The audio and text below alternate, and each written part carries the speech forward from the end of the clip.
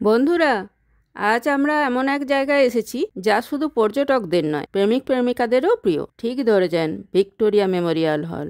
এই জায়গা তৈরি হয়েছিল রানী ভিক্টোরিয়ার স্মৃতিতে। ভাবুন তো, এক রানীর স্মৃতিতে এত বড় বাড়ি বানানো হয়েছে। এখন আমাদের দেশে যদি সবাই মিলে স্মৃতির জন্য বাড়ি বানাতে শুরু করে, তবে দেশে জমি কম পড়ে যাবে।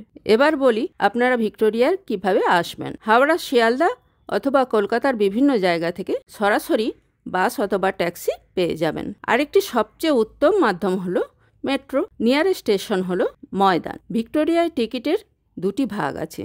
যদি শুধু গার্ডেন ভ্রমণ করতে চান তাহলে টিকিটের প্রাইস 30 টাকা, আর যদি মিউজিয়াম ভ্রমণ করতে চান তাহলে টিকিটের প্রাইস 20 টাকা, টোটাল 50 টাকা।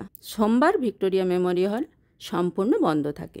আর জানেন তো, ভিক্টোরিয়া মেমোরিয়ালের চারপাশে এত সুন্দর বাগান, এত সবুজ, কিন্তু মানুষ কি করে জানেন? তার উপর বসে ফুচকা খায় আর গোপনে ছবি তোলে। টিকিট কেটে নিয়ে আমরা গুটির উপর দিয়ে গুটি গুটি পায়ে চললাম মিউজিয়ামের দিকে। মিউজিয়ামে ঢুকে কি অপূর্ব দৃশ্য!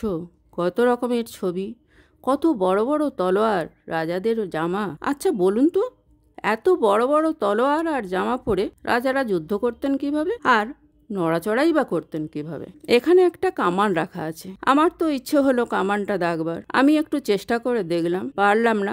তারপর বেরিয়ে এসে ডান দিক দিয়ে চলে গেলাম উপরে। উপরেও সুন্দর আর্ট গ্যালারি আছে, দেখবার মতো। এখানে এসে মনে হয় কোনো এক ইংরেজ সাহেব বলছেন, দেখো এটা আমাদের ঐতিহ্য। আর আমরা বলি, দাদা ধন্যবাদ, এখন এটা আমাদের ইনস্টাগ্রাম রিলের লোকেশন। এখানে গাইডরা আপনাকে এমনভাবে বলবেন যেন আপনার মনে হবে রানী ভিক্টোরিয়া আর লর্ড কার্জন আপনার পাড়ার লোক। তারা বলবেন, দিদি এই গেটের পেছনে একবার ভিক্টোরিয়া নিজে দাঁড়িয়েছিলেন। আপনি মনে মনে বলবেন, দাদা এই জায়গা তো 1921 সালে বানানো হয়েছে, আর রানী 1901 সালে মারা গেছেন। তাহলে ভিক্টোরিয়া এখানে এলেন কিভাবে? ভূত হয়ে? এখন ভিক্টোরিয়া শুধু ইতিহাসের জন্য নয়, প্রেমিক প্রেমিকাদের আড্ডার জায়গাও। দুজন বেঞ্চে বসে গল্প করছে। হঠাৎ একজন বললে, আমাদের ভালোবাসা যদি ভিক্টোরিয়া মেমোরিয়ালের মতো অমর হতো। তখন পাশ দিয়ে এক বুড়ো দাদু হেঁটে যাচ্ছিলেন। উনি বললেন, বাবা আগে রোজগার কর, তারপর ভালোবাসার কথা ভাবিস।